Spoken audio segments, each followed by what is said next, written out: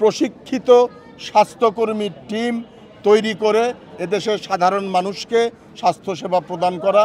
আমি মূলত 24 আগস্টের 5 তারিখ থেকে 5 তারিখের পরে 10 তারিখে আমি প্রথম মেডিকেল ক্যাম্প শুরু করেছি এবং তার ধারাবাহিকতায় প্রত্যেক সপ্তাহে আমি একটি করে মেডিকেল ক্যাম্প করার চেষ্টা করি।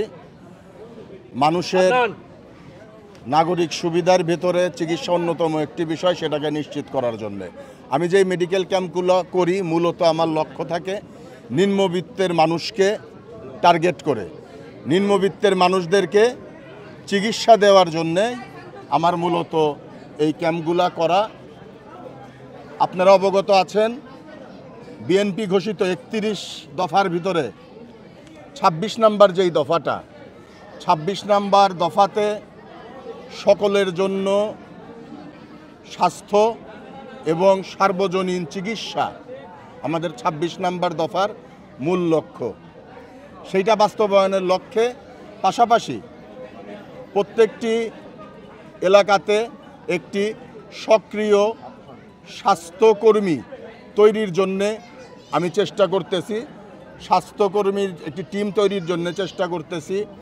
আমরা যখন যেখানে এই ফ্রি মেডিকেল ক্যাম্প করি তার আগের দিন আমরা এই স্বাস্থ্যকর্মীদেরকে নিয়ে একটি ট্রেনিংয়ের ব্যবস্থা করি।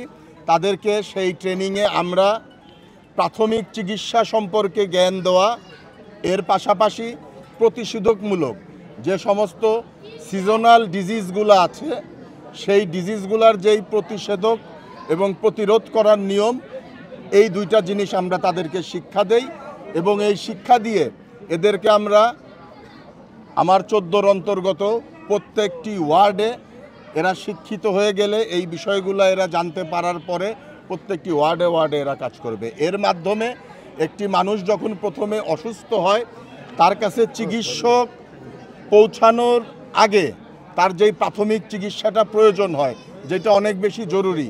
একটা মানুষের হার্ট অ্যাটাক হইলে সে যদি প্রাথমিক চিকিৎসাটা সঠিকভাবে পেয়ে যায় তাহলে সে মৃত্যুর হাত থেকে 70% সেভ হয়ে যায়। শুধুমাত্র প্রাথমিক চিকিৎসার অভাবে, সঠিক প্রাথমিক চিকিৎসার অভাবে আমাদের দেশে অনেক মানুষ মৃত্যুবরণ করে। সেই জন্যে আমাদের যেই 26 দফার মূল লক্ষ্য একটি প্রশিক্ষিত স্বাস্থ্যকর্মী টিম তৈরি করে এদেশের সাধারণ মানুষকে স্বাস্থ্যসেবা প্রদান করা।